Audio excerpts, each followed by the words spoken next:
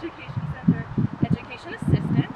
Today I have helping me Elena Edema. She's the gallery intern. So Lansing Art Gallery and Education Center has been a staple nonprofit organization in Lansing for over 50 years now. It has been a leader in public art creation for about 10 or more. ARTpath is one of those great programs. It's due to the hard work of Katrina Daniels, who is our exhibition and gallery sales director, and Emily Stevens, who is with City of Lansing Parks and Recreation. So those two have made ARTpath possible. The installation today that we'll be talking about is actually right around the corner, so we can check that out after the talk if you would like. So we thank our sponsor for that, making that possible. Today we have with us Jane Reiter. She is the artist who made the wonderful work Chain of Compassion, and I will now hand it over to her. So thank you, Jane. So thanks, Julia. I'm Jane Reiter. I'm a local artist. I live here in Lansing. Trying to turn it down. This is the second year that I've participated in ARTpath. I really like the project. And so what I want to do is, first I want to talk about my art installation, Chain of Compassion, and then I want to talk about myself, of course, give you a little background on me. And anytime you have any questions or anything, just flag me, because I can talk for hours. You don't really want to. So, Chain of Compassion, and I have to read from my notes or else I'll forget what I wanted to say, because I'm old. Chain of Compassion reflects my love of the textile process, crochet, and also reflects my wish for more humane treatment in our world, as you can probably tell from the title. For me, there's a meditative component of crochet, the process, and that's something that I've always loved. And turn it down a little bit. For me, Chain of Compassion serves as a visual reminder to practice more empathy and consideration of others. And I am really happy to share Chain of Compassion with my community.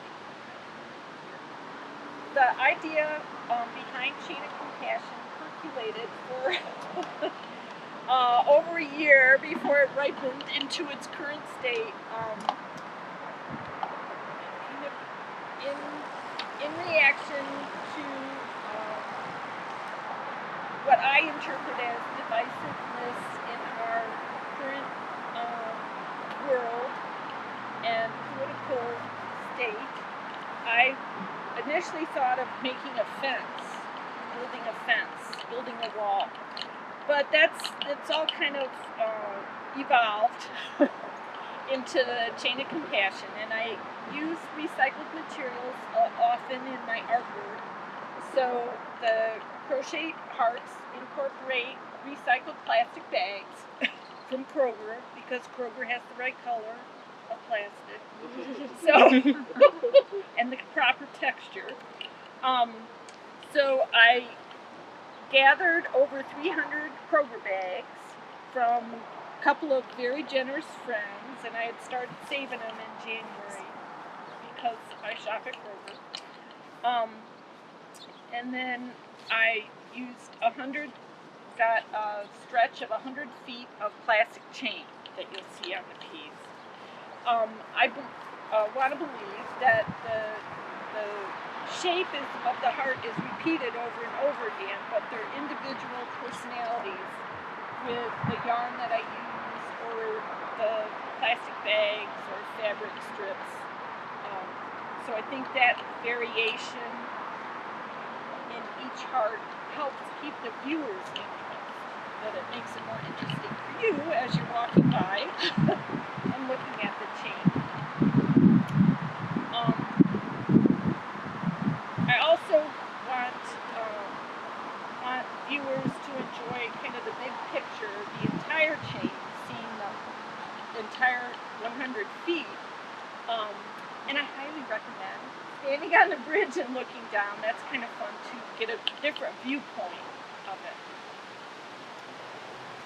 It's always interesting to me to see how the colors and textures fade and weather over the 3 months that ARTpath is up, which is obviously inherent in the fiber as part of your artwork. Secondly, I really like to participate in ARTpath if I can. I really believe in the idea of ARTpath, that it's a community project geared to enrich the community. I don't want to sound too simplistic about it, but I think ARTpath is something that's really important for landscape. Because as a snobby artist, there aren't that many really exciting, innovative cultural projects in landscape. So I think ARTpath is a really important component to life in landscape. Okay, I wrote some really good stuff here, I think.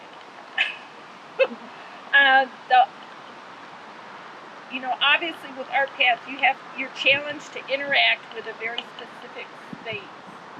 And I am not an installation artist at all, so it's a really good challenge, an interesting, exciting challenge for me to participate in ARTpath, because I need to alter or change a space, a specific space. And I want to change that space in an engaging and entertaining way.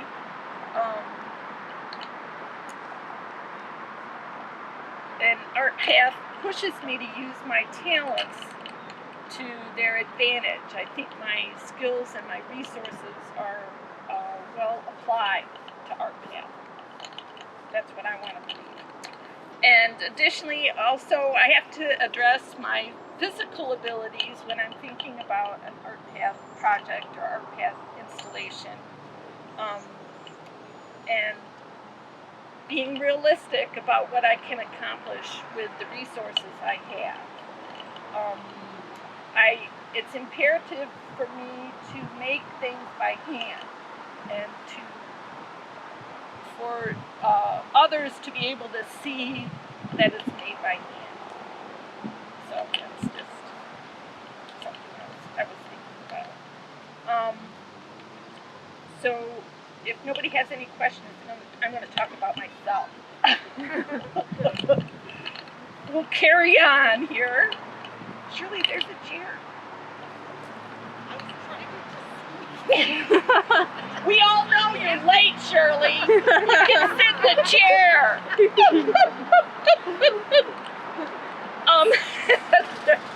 I wouldn't do that if we weren't friends. Yes, you would. I know you would. Watch me fall through this chair. Yeah, my tacky chair from Myers. Oh, God. We may have to call 911. That's why it was on Let me sale. out of here. Yeah. As far, okay, enough about you. As far as my background as an artist, I've always played with yarn and fabric. I've always loved needlework and doing needlework, making things with my hands. My mother was a sewer, and she always let me, as a child, she always let me play with her fabric scraps. She taught me to sew on her sewing machine. I'm very lucky that my parents always encouraged my creativity. And there were several women in my life as a child that influenced me. My great aunt could knit or crochet anything, and her spark is here with us at ARTpath because she's the first person I saw crochet plastic bread bags. She would make mats, like placemats. When I was a kid, I thought that was so cool. My paternal grandmother embroidered linens. She recycled woolen coats and skirts and hooked rugs and crocheted rugs. She had her own technique for crocheting rugs with these wool scraps. As a young adult, I studied weaving and textile design as an undergraduate and graduate student. In 2012, because of a grant, I trained as a certified Zentangle teacher, which I loved, and which has also attracted me because it's a meditative drawing process. I did an ARTpath installation in 2018, the one with the pom-poms that 19 friends made. I could not make all those pom-poms. And the umbrellas. Yeah. I love to sew, stitch, knit, collage, draw, crochet. I've been part of a few local yarn bombing projects in the past few years, and at least one or two of them, or three of them, were sponsored by Lansing Art Gallery. I also sell my collage cards through Lansing Art Gallery. I show my work occasionally in regional and national exhibitions. After a couple of decades, last year I decided not to do any more sales, arts and craft sales, because I'm getting old and feeble. It's tough to haul all that stuff by myself.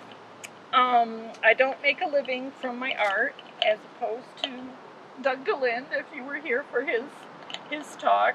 I've always had a side job. I'm a librarian also. And I'm lucky because I can use some of my creativity on the job. I work with college students. They're tough to impress. So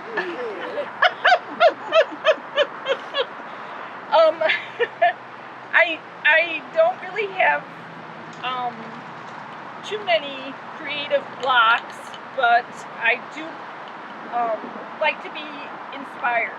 And other artists that inspire me are Oleg, a young woman, Magda Sayeg, Zenobia Bailey, who also does mosaics, London Kay. They're all artists that work with yarn and crochet off and on in their artwork.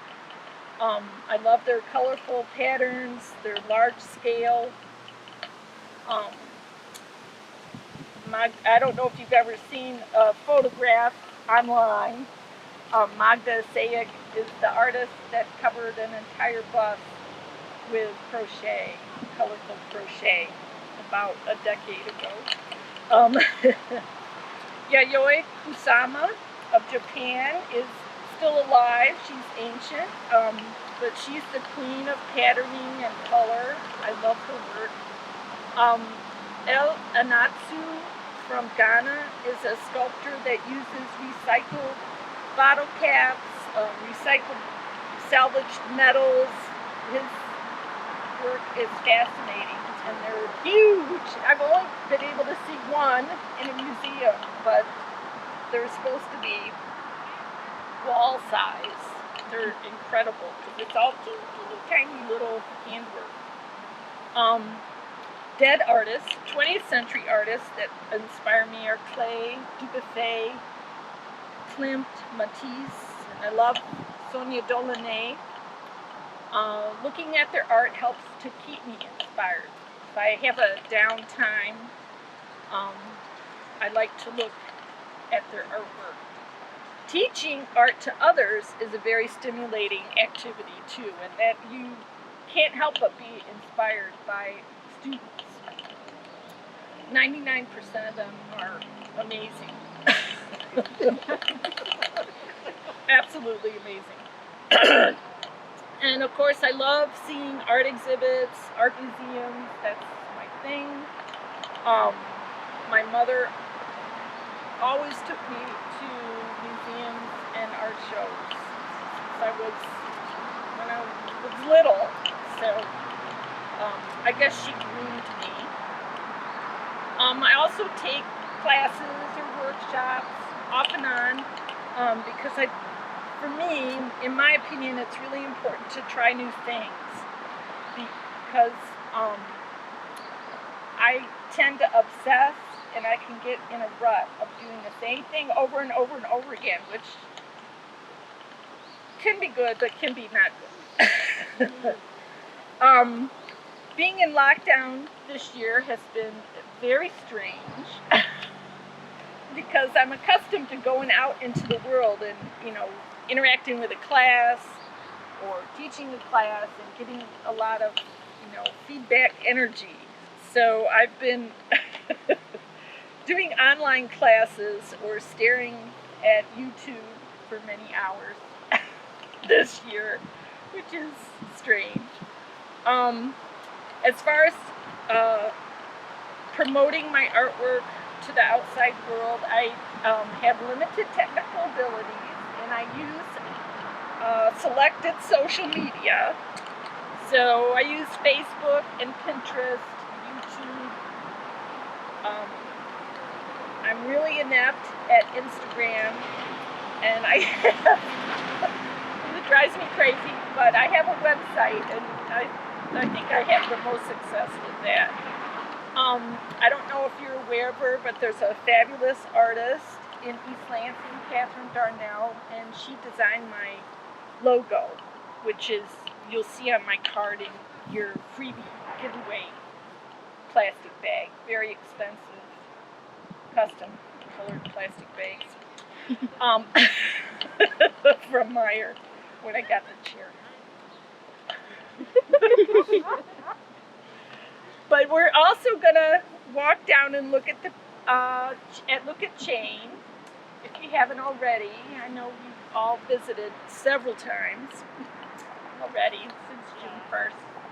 But I don't know if anybody has any questions. Kind of railroad. Yes. Have you tapped into any other forms of art? And can you repeat the question? Well, she's asking if I have tapped into other forms of art. I think kind of a big no, and I'll explain a little bit. That everybody has their own opinions about art school and the art school experience, but a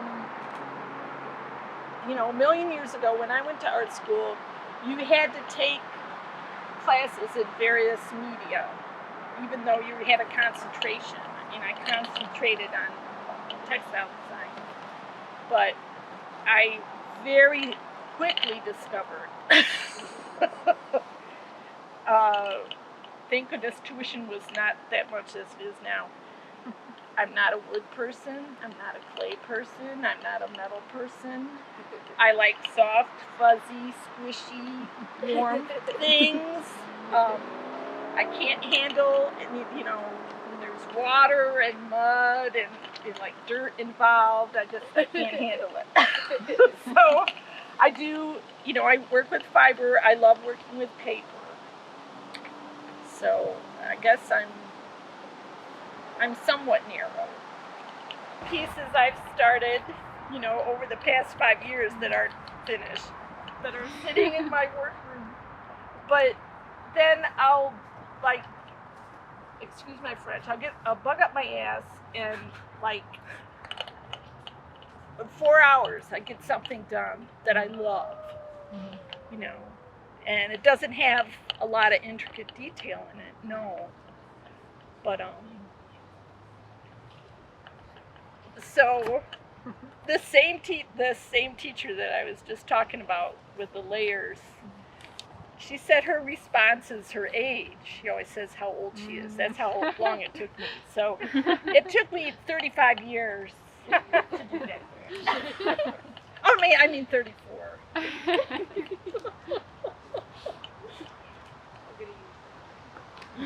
don't know if anybody else has any questions.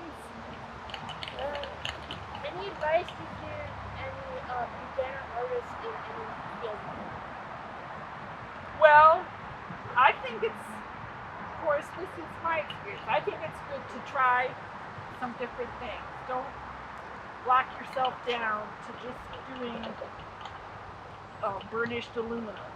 You know, like try a couple different things, and that's why it's nice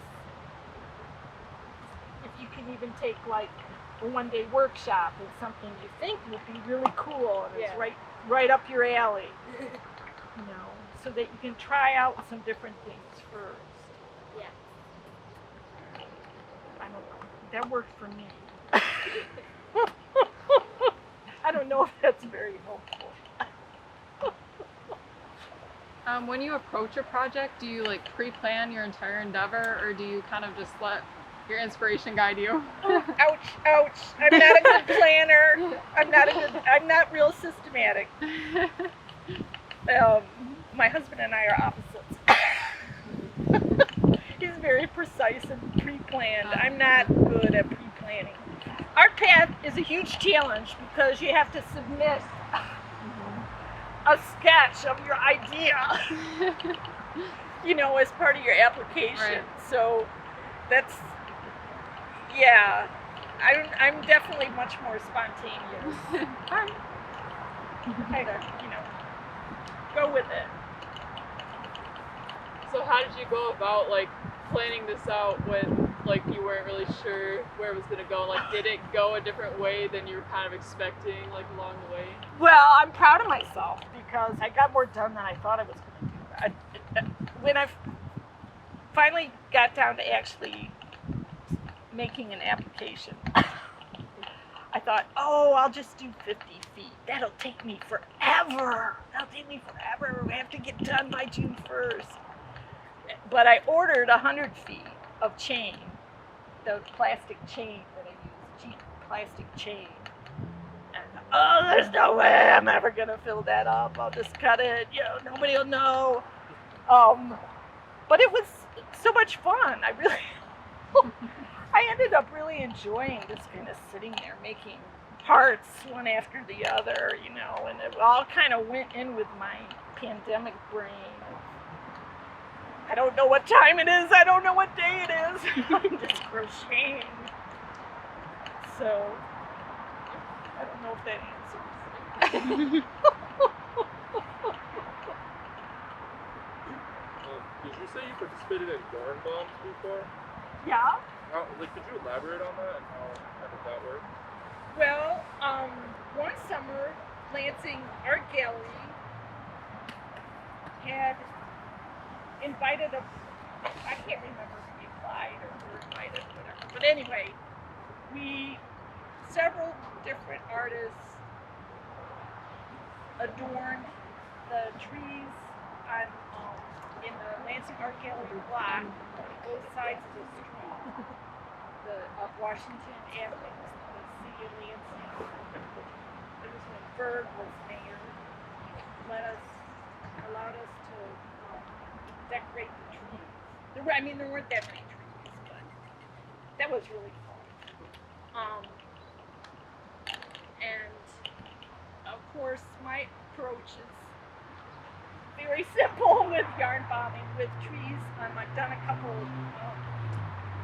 telephone poles to wrap the trunk.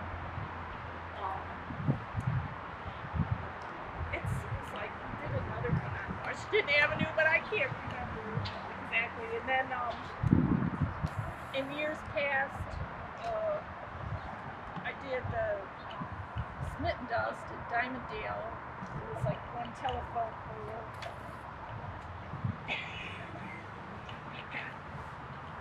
That got mixed. I can't remember if it was the mayor or the city manager.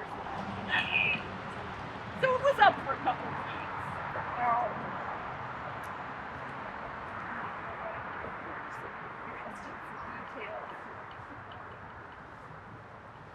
not just wrapping, right? You're crocheting that. It's not just you're not wrapping things. Well, together, sometimes you're I'm crocheting, making stuff, but this is a million years ago for East Lansing Art Fair. I did a tree in front of that used to be small gone in front of Rose Gallery, and I had, since I'm addicted to crochet, I had a few like really cool, funky crochet blanket things, and I used those. I cut those up to wrap the tree, like paint stuff.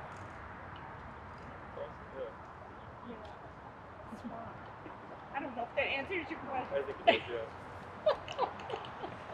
Talk about your work with children. Yeah, I teaching when there were still face-to-face classes. I taught several years with kids, art to kids, and several spring break art camps, summer art camp with Lansing Art Gallery. I had, in volunteering at the church and stuff, and then I had a couple year stint at one of the art teachers at Okemos, whatever the name of that place was, the nursery school in Okemos, and that is, I think they're my homies. That's like a total blast. Trying to teach art to 3 and 4-year-olds and 5-year-olds, it's really amazing.